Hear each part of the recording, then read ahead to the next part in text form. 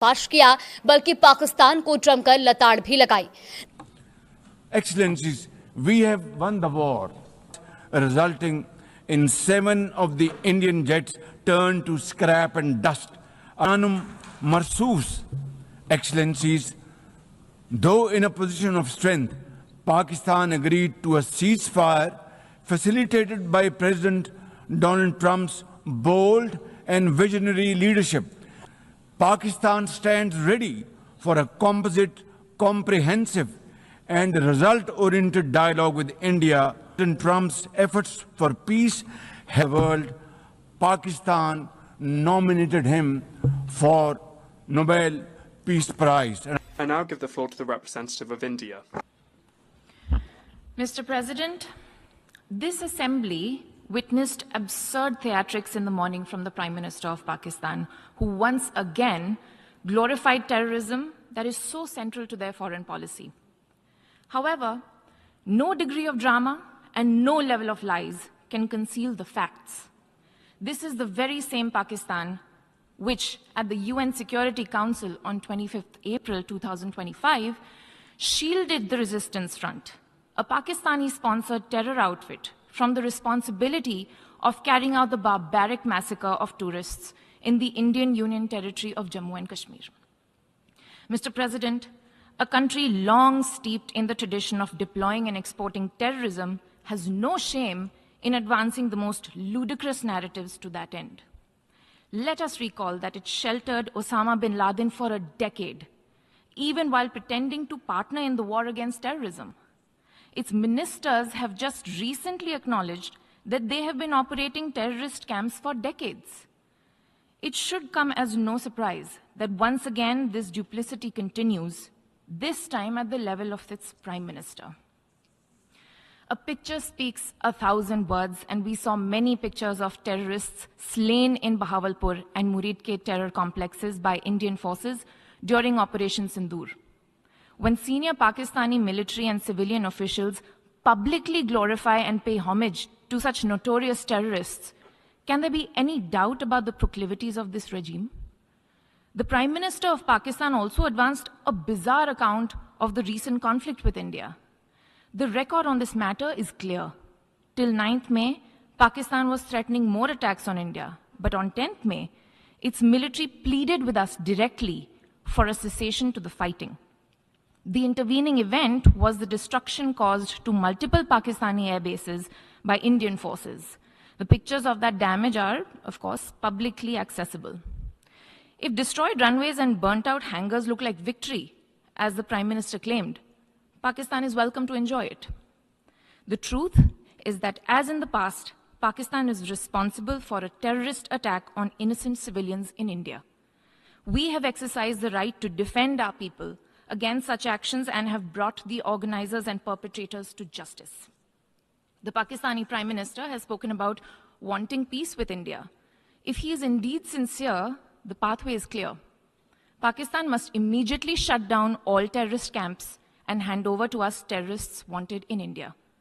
It is also ironic that a country which wallows in hate, bigotry, and intolerance should preach to this assembly on matters of faith. The political and public discourse of Pakistan reflects its true nature. Clearly, a look by them at the mirror is long overdue. Mr. President, India and Pakistan have long agreed that any outstanding issue between them will be addressed bilaterally. There is no room for any third party in that regard. This is our long-standing national position. Where terrorism is concerned, we are making it clear that there will be no distinction between the terrorists and their sponsors. Both will be held accountable. Nor will we allow terrorism to be practiced under the cover of a nuclear blackmail. India will never bow to such threats. India's message to the world is clear. There must be zero tolerance for terrorism. I thank you, Mr. President.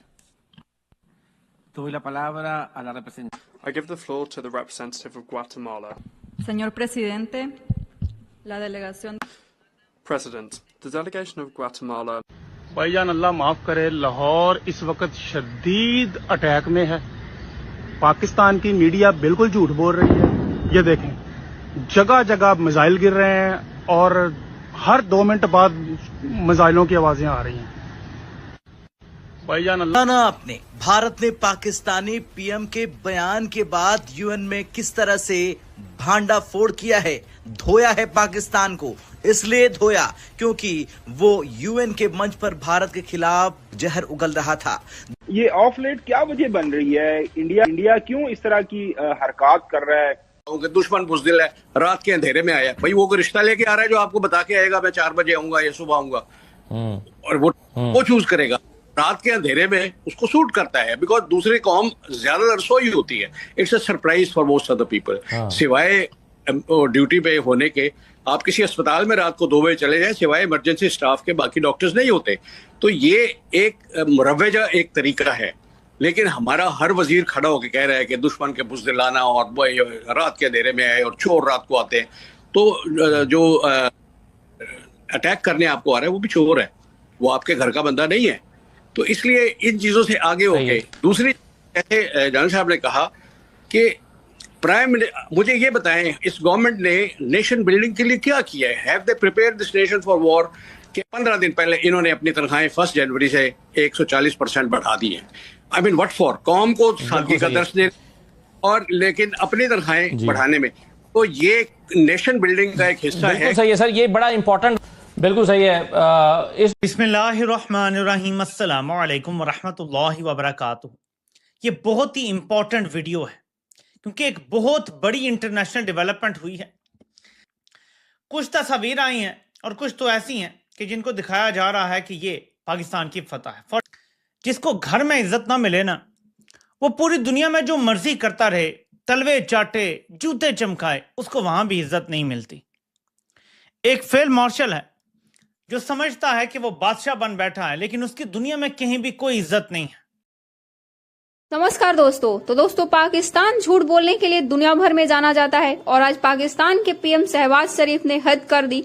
UN में खड़ा होकर दोस्तों ये कह रहा है कि हमने भारत के फाइटर जेट्स गिराए, एक्सीलेंसी हमने जंग जीत लिया और इसलिए हमने डोनाल्ड ट्रंप को नोबेल प्राइज के लिए नॉमिनेट किया। दोस्तों, इसी के साथ कह रहा है कि हम भारत के साथ बातचीत करने के लिए भी रेडी है, लेकिन जब भारत की शेरनी का एंट्री हुआ तो दोस्तों पाकिस्तानी पीएम की इज्जत की धज्जियां उड़ाकर उन्होंने रख दी। इनका नाम पटेल गहलोत है, जो कि यूएन में अभी इस समय भारत को रिप्रेजेंट कर रही हैं। और दोस्तों, इन्होंने जिस तरीके से 120 देशों के सामने इनकी धज्जियां उड़ाई है आतंकवादी कहकर, इसको शर्म होगा तो दोस्तों ये यूएन में दोबारा नहीं जाएगा। लेकिन पाकिस्तानियों को शर्म नहीं आती। जैसे मैच में हार कर भी ये लोग कहते हैं कि जीत जाए, हम लोग जीत गए। मैच भी दोस्तों अगर बंद कमरे में होती तो ये लोग इतने बेशर्म हैं कि लोग अनाउंसमेंट कर देते कि हम लोग जीत गए, लेकिन खुले स्टेडियम में होती है।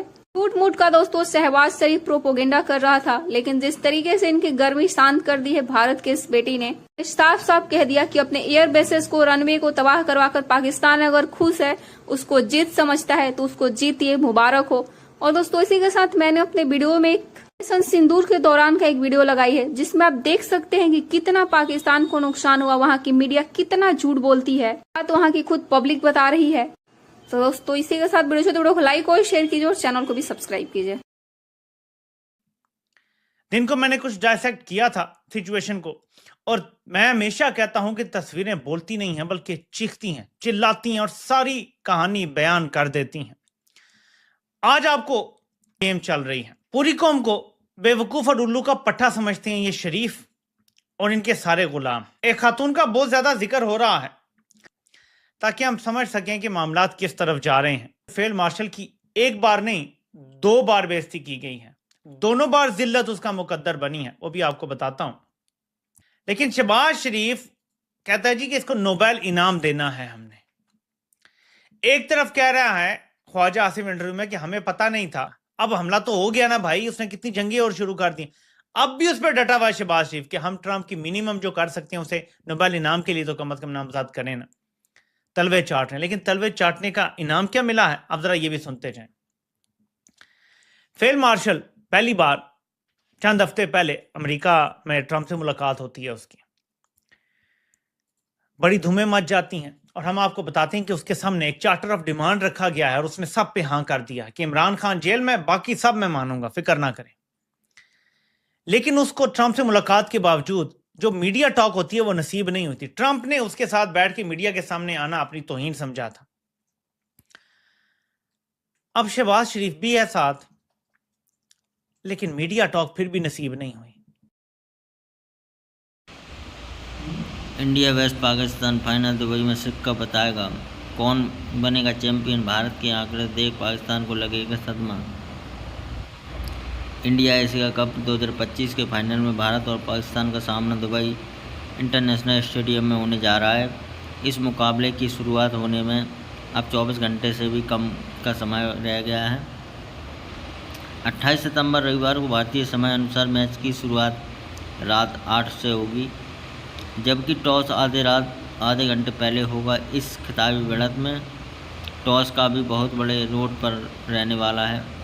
ऐसे में कई फैंस के मन में यह सवाल चल रहा है कि क्या टॉस जीतने वाली टीम इंडिया भी अपने नाम कर जाएगी। आइए इस महत्वपूर्ण सवाल का जवाब हम आपको देते हैं। दुबई इंटरनेशनल स्टेडियम में टॉस का बहुत बड़ा रोल अब तक देखने को मिला है। भारतीय टीम के पिछले 2 मुकाबले पर नज़र डाले हैं तो उसमें भी टॉस जीतने वाले कप्तान ने पहले गेंदबाजी करने का निर्णय लिया है। इसके पीछे का मुख्य वजह इस दौरान पर दूसरी पार्टी में ओस आना होता है।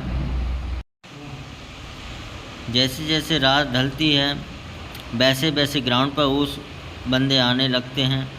ऐसे में हर टीम के कप्तान यही सोचते हैं कि टॉस जीतकर पहले गेंदबाजी लिया जाए, जाकि गेंदबाजों को ज़्यादा परेशानी का सामना नहीं करना पड़े।